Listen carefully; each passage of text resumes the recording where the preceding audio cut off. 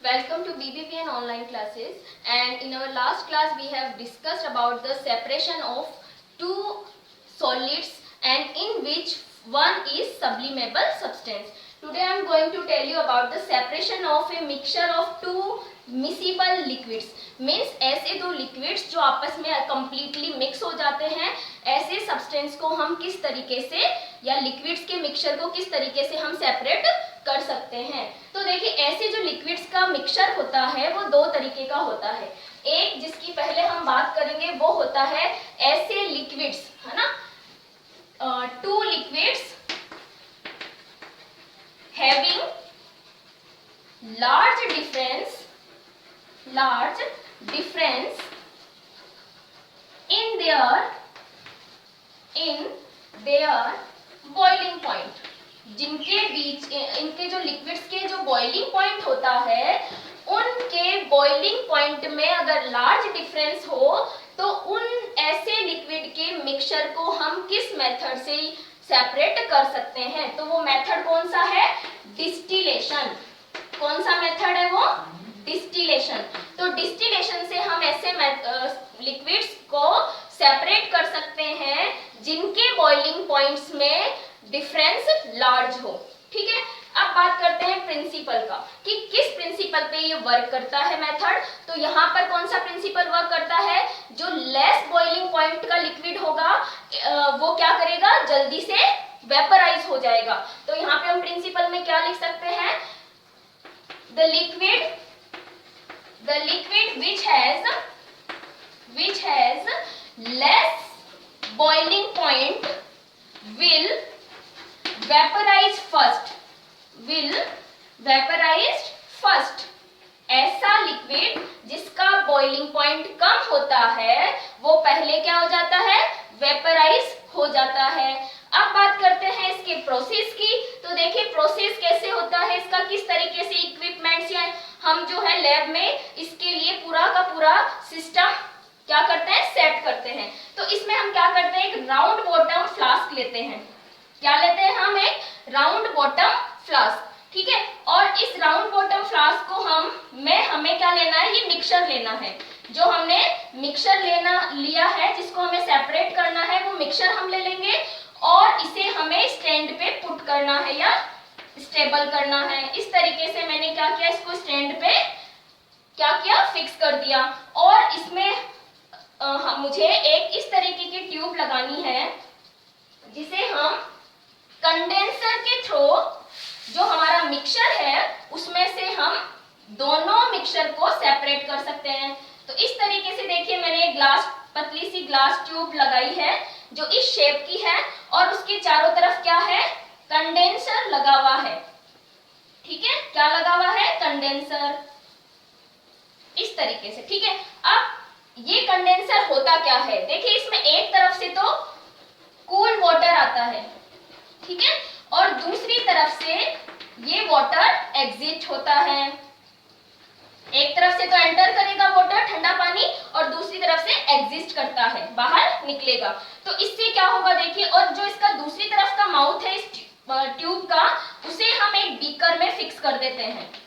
ठीक है, और अब हमें क्या करना है? इस राउंड बॉटम फ्लास्क को हीट करना है इस तरीके से बर्नर को लगाकर। तो ये तो क्या है? राउंड बॉटम फ्लास्क है, राउंड बॉटम फ्लास्क। ठीक है, और इसे हम बोलते हैं कंडेंसर। ठीक है, ये हो गया हमारे बीकर जिसमें हमें लिक्विड को सेपरेट करना है। ये है बर्नर। अब देखिए होता क्या है, जैसे ही हम इस मिक्सचर को जिसमें हमने ऐसे लिक्विड लिए हैं जिनके बॉइलिंग पॉइंट में लार्ज डिफरेंस है, तो उनमें से जो लिक्विड है, फर्स्ट लिक्विड जिसका बॉइलिंग पॉइंट कम होता है, गर्म करने पर वो सबसे पहले उसके पार्टिकल्स जो होंगे वो वेपराइज हो जाएंगे और वेपराइज होकर वो इस ट्यूब के थ्रू जो होगा वो कंडेंसर से होता हुआ बीकर में आने लगेगी उसकी वेपर।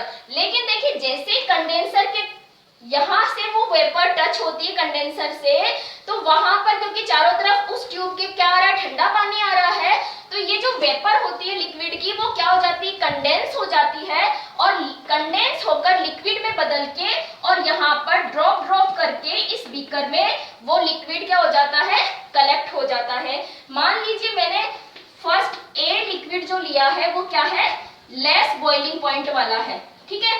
तो यहाँ पर ए और बी का मैंने मिक्सचर लिया है, तो सबसे पहले ए के पार्टिकल्स आएंगे, कंडेंसर से होते हुए जाएंगे तो वो कंडेंस हो जाएंगे और वापस से लिक्विड में बदल के बीकर में जो होगा वो ए लिक्विड कलेक्ट हो जाएगा और फिर बी यहाँ पर रखा रहेगा।